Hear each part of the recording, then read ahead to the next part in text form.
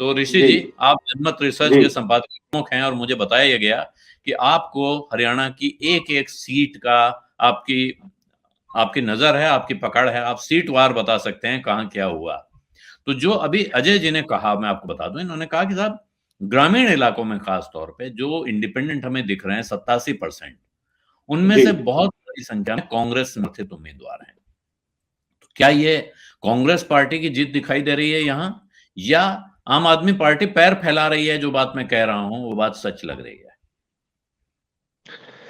देखिए आलोक जी, इस परिणाम में सबसे पहले तो मैं ये आपको बताना चाहता हूँ, कांग्रेस में कितने हैं कैसे, उस पर भी मैं चर्चा करूंगा, लेकिन भारतीय जनता पार्टी की बात करें तो मैं सुन रहा था मुकेश जी को। भारतीय जनता पार्टी को ग्रामीण और शहरी दोनों ही इलाकों में झटका लगा है। अब अगर आप पंचकुला को देखें तो 10 की 10 सीट बीजेपी हार गई वहां पे, और सिरसा को एक सैंपल के तौर पे देख ले तो कंप्लीट ग्रामीण है। 22 में से भारतीय जनता पार्टी सिर्फ 7 जिलों में लड़ रही थी चुनाव। इसका मतलब कि उसने अच्छे अपने लिहाज से जिले चुने, लेकिन सक्सेस रेट अच्छा नहीं है। तो ये एक निश्चित तौर पे चिंताजनक बात है भारतीय जनता पार्टी के लिए। मैं आम एक आदमी सेकंड पार्टी को आपको अगर आप रोकूंगा पांडे देखें, जी, जो आपने कहा कि उन्होंने अपने जिले चुने, ये जी क्या मतलब है? मुझे किसी और ने भी कहा, दिन में इसका मेरी पत्रकार से बात हुई, उन्होंने जी कहा कि इसका वो जहां जी कॉन्फिडेंट थे वहां उन्होंने सिंबल दिया, जहां वो जी कॉन्फिडेंट नहीं थे वहां सिंबल नहीं दिया। तो ये जो हार दिख देखिए रही है उन आलोक जी, इसमें जगह हुआ क्या कॉन्फिडेंट था थे। जी, कि स्टेट यूनिट ने जिलाध्यक्षों पे इसको छोड़ दिया था हम्म कि जो भी जिलाध्यक्ष चाहे वो स्टेट यूनिट से अप्रूवल लेके सिंबल पे लड़वा सकता है। तो इन्होंने हम्म लड़े कौन से?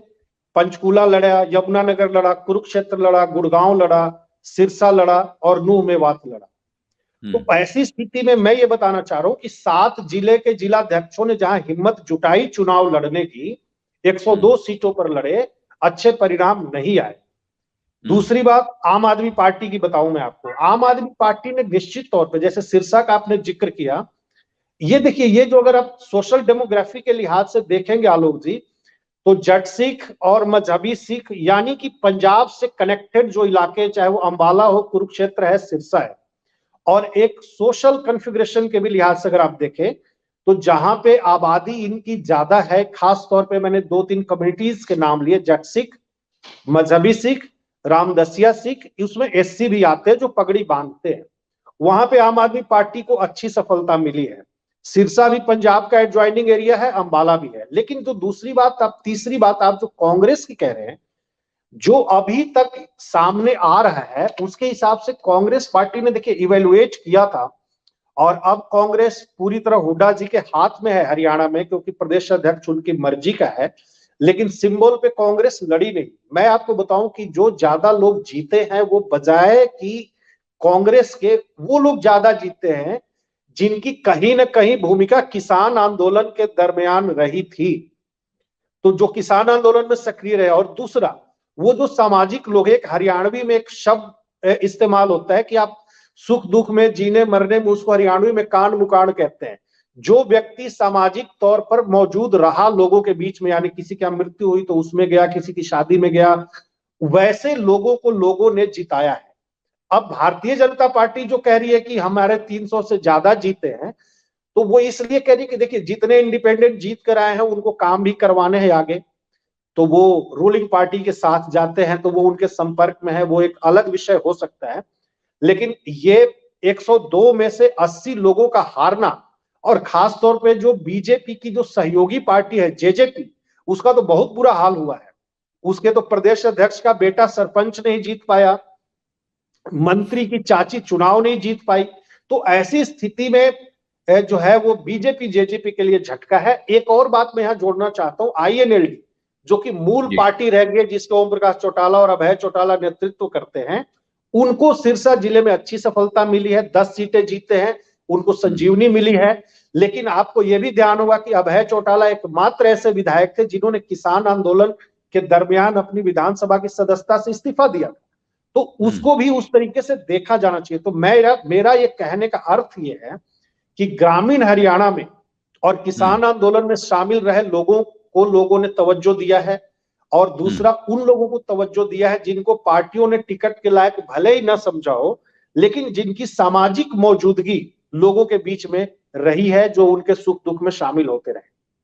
जी, मैं आपसे एक सवाल और पूछूंगा क्योंकि मुझे थोड़ा आपके कनेक्शन को लेकर थोड़ा डर लग रहा है, इसलिए जी उसके बाद मैं अजय जी के पास चलूंगा कि जी इसका अर्थ क्या हुआ। अरविंद केजरीवाल कह रहे हैं कि अगला चुनाव जब आएगा तो हम विधानसभा में 2024 में हरियाणा में लोगों की नंबर 1 पसंद के तौर पे सामने आएंगे। ये आत्मविश्वास उनके अंदर वास्तविक है या जो चुनाव के पहले नेताजी हवा बांधते हैं, ये उसका एक नमूना आपको दिख रहा है? देखिए आलोक जी, 1 महीने पहले एक बाई इलेक्शन हुआ था आदमपुर में, आपको ध्यान होगा, जो कि कुलदीप बिश्नोई की वजह से सीट खाली हुई थी। आदमपुर हिसार जिले में है। ये उसी हिसार जिले में है जहां से अरविंद केजरीवाल, जहां जिंदल स्कूल में पढ़े और वहीं के सिवानी के रहने वाले हैं। 2.5% वोट वहां पे मिला था, जबकि जो प्रत्याशी उन्होंने लिया था वो पहले कांग्रेस में रहा, फिर भाजपा में रहा, उसका ट्रैक रिकॉर्ड अच्छा वोट लाने का था। मुझे ये लग रहा है आलोक जी कि जो वोटिंग पैटर्न है लोगों का विधानसभा के हिसाब से अलग है, और ये जिला परिषद या जो स्थानीय चुनाव है सरपंची के, यहाँ पे पंचायतों के, ब्लॉक समितियों के, वो अलग रहा है। विधानसभा चुनावों का जो उपचुनाव का जो रुझान है वो साफ दिखाता है कि हरियाणा में फिलहाल मुकाबला भारतीय जनता पार्टी और हुड्डा के नेतृत्व में कांग्रेस के बीच में, बाकी सभी की जमानत जब्त हो गई है। मैं ये कहना चाहता हूं कि अरविंद जी ऐसा कह रहे, ठीक है, वो कहते हैं वो हिसार भी आए थे। ये जो लोकल बॉडी पे जो उनको सफलता मिली है, खासतौर पे सिख बहुल इलाकों में, उनके पार्टी को एक बेस मिलेगा, कार्यकर्ता मिलेंगे, इंफ्रास्ट्रक्चर मिलेगा। लेकिन मुझे ऐसा लगता है कि अभी उनका सफर काफी लंबा है हरियाणा में, खासतौर पर विधानसभा के लिहाज से। जी अजय जी, ये अभी देखिए ऋषि पांडे जी ने आपकी बात पे एक तरह से मोहर लगाई कि ग्रामीण हरियाणा में और खास तौर पर वो लोग जीत रहे हैं जो किसान आंदोलन से जिनका किसी ना किसी प्रकार से संबंध रहा, यहां तक कि जो जेजेपी है उसकी जीत को भी ये माफ कीजिएगा, जेजेपी नहीं, आईएनएलडी, उसकी जीत को भी ये उसके साथ जोड़ के देख रहे हैं कि अगर उन्होंने उस वक्त इस्तीफा न दिया होता तो शायद आज उनका भी हाल कुछ और होता। सत्य हिंदी का ऐप डाउनलोड करें गूगल प्ले स्टोर पर।